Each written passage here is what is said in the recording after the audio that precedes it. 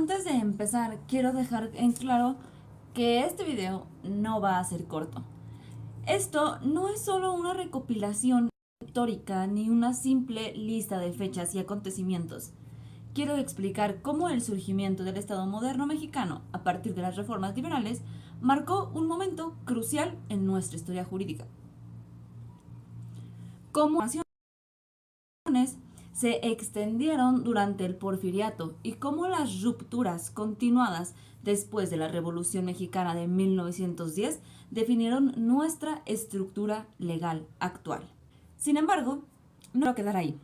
Mi objetivo no es simplemente repetir lo que he leído o aprendido, sino cuestionarlo y reflexionarlo desde un enfoque crítico, pero constructivo.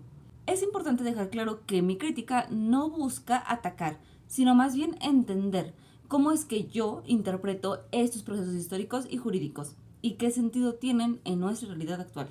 La independencia, y comenzamos por la independencia. El proceso histórico que llevó a la independencia y organización política de México está marcado por un momento crucial y documentos que reflejan tanto los ideales como los desafíos de su tiempo. Uno de los primeros hitos fue el Congreso de Chilpancingo, convocado el 15 de septiembre de 1813 por José María Morelos.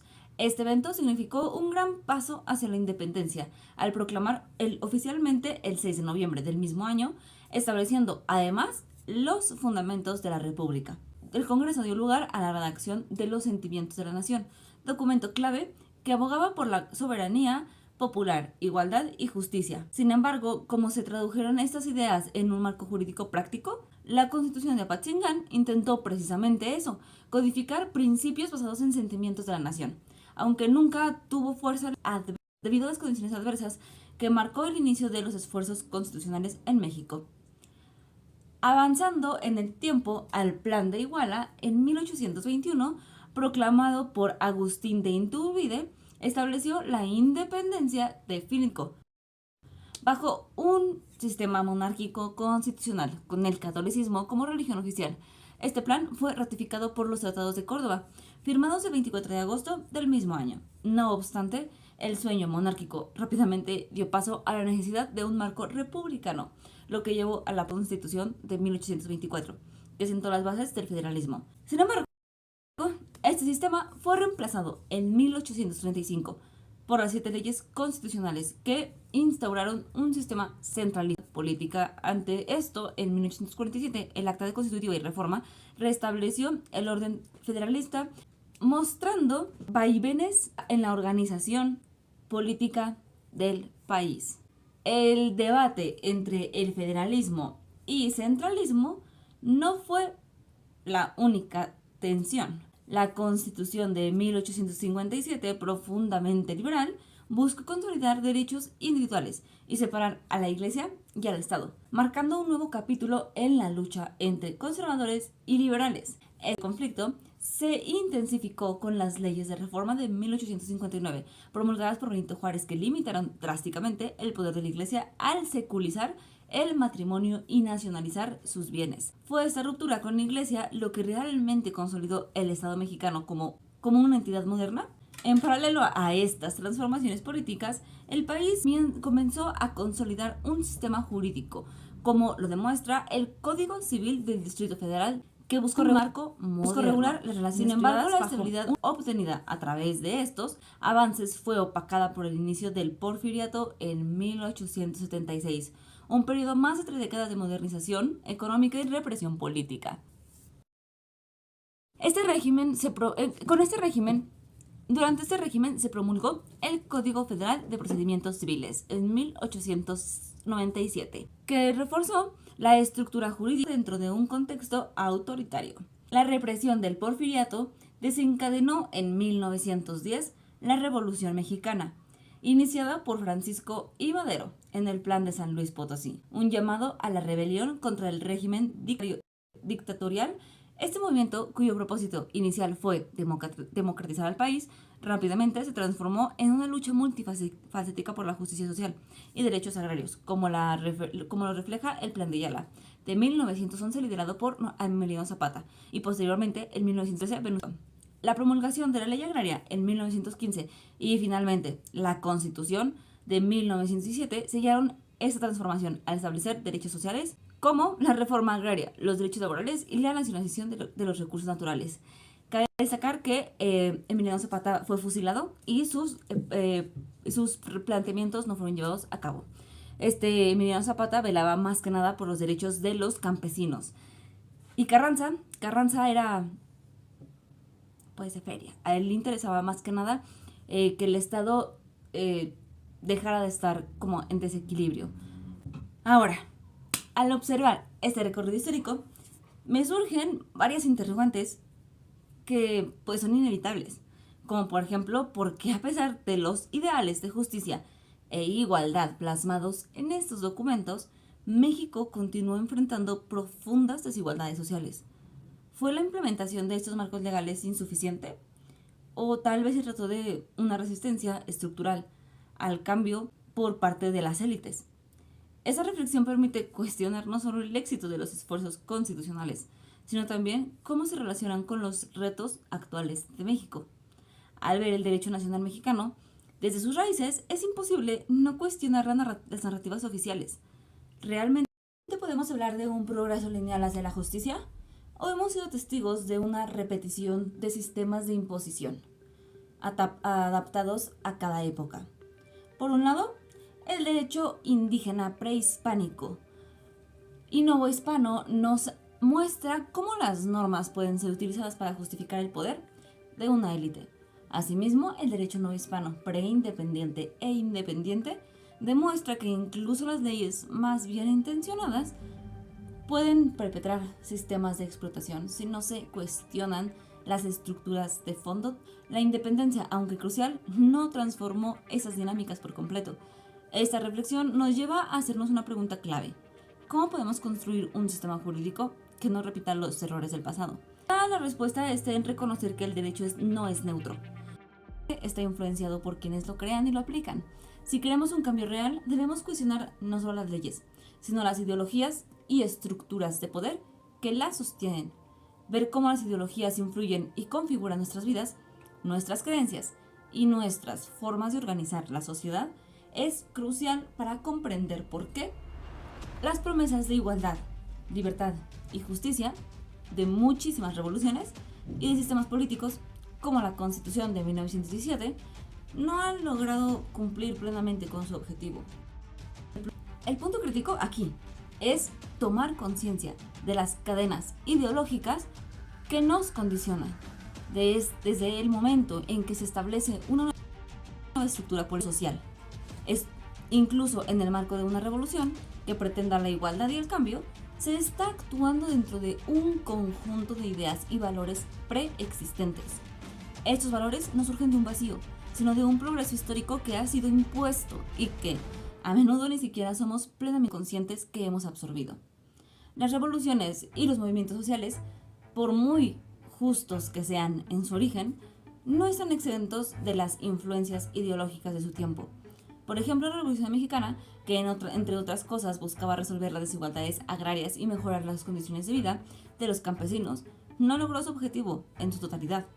La lucha por la justicia social fue manipulada en muchos momentos para consolidar las élites y en el poder que, bajo nuevos términos, no dejaron de ser las mismas estructuras que dominaban antes.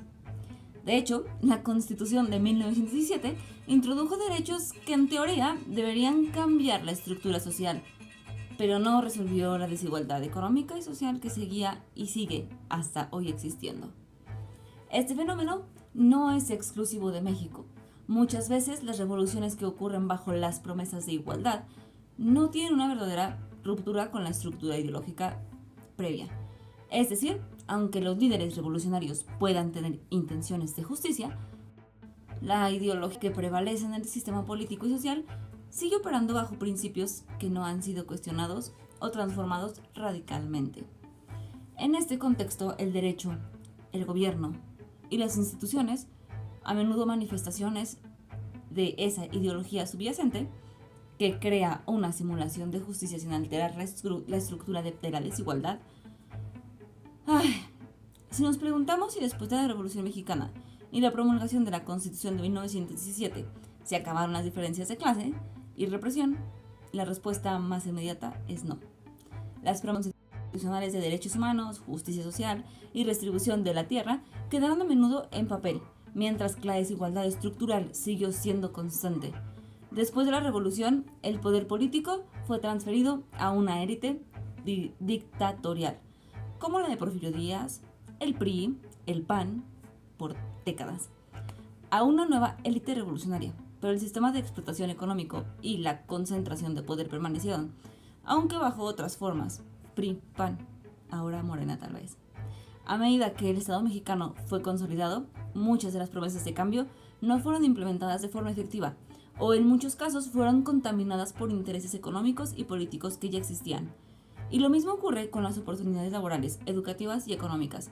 A pesar de la promulgación de leyes que garantizan derechos, las desigualdades continúan.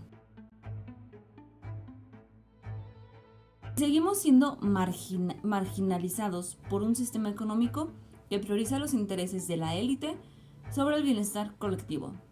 La segregación social persiste y el acceso a recursos básicos sigue estando limitado por factores que no se resolvieron a través de las reformas legales. Ahora, al preguntar ¿qué es lo que no estamos viendo? Y que nos está regresando al mismo esquema pero en diferente era. Tal vez la respuesta se encuentra en el hecho de las estructuras ideológicas y económicas que perpetúan las desigualdades. La desigualdad no se alteran por completo. El cambio no es solo legal o político, sino también cultural y económico. Las ideas que subyacen a nuestro entendimiento del derecho, el gobierno y la justicia, así como la igualdad, están profundamente arraigadas en un sistema que privilegia ciertos intereses sobre otros. Por ejemplo, la forma en que concebimos a la propiedad o la riqueza sigue influenciada por ideas coloniales y capitalistas que se implementaron en el periodo colonial y que, a pesar de los cambios de poder, se siguen reproduciendo. Las estrategias neoliberales adaptadas a finales del siglo XX son una continuación de esas estructuras donde la mercantilización de todos los aspectos de la vida humana, educación, salud, trabajo y etc., sigue favoreciendo a la élite. De hecho, la globalización del capitalismo moderno han internacionalizado esas cadenas ideológicas, lo que hace más difícil romper con esas estructuras. En cuanto al derecho, aunque se ha avanzado en la promulgación de derechos humanos, la justicia sigue siendo en muchos casos una utopía inalcanzable para los que no tenemos acceso a los recursos para defendernos. La institución del Estado, en lugar de ser una herramienta de cambio social, en muchos casos funciona como un mecanismo de control que mantiene el status quo. El acceso a la justicia está condicionado por factores económicos y sociales y políticos que impiden una verdadera igualdad ante la ley. Finalmente, lo que no estamos viendo, a pesar de que las ideologías que nos gobiernan han cambiado en su forma, no han dejado de perpetuar la misma estructura de poder. Las promesas de igualdad y justicia son repetidas constantemente, pero seguimos viviendo en una sociedad donde el acceso a los derechos y la oportunidad no es igual. Y las relaciones de poder siguen siendo las mismas, aunque se presentan bajo nuevas ropas, nuevas caras y nuevos nombres. Es entonces a través de una reflexión crítica y una conciencia histórica que podemos empezar a cuestionar lo que nos han realizado y quizás empezar a ver más allá de las estructuras invisibles que siguen funcionando. El rostro contemporáneo del colonialismo no lleva con espadas o crucifijos, sino con tratados internacionales, sistemas financieros y cooperación para el desarrollo. Mi nombre es Amanda y esto fue para la clase de México, Historia y Sociedades de la Unidad Académica de Derecho y Materia impartida por el profesor Óscar Cuevas.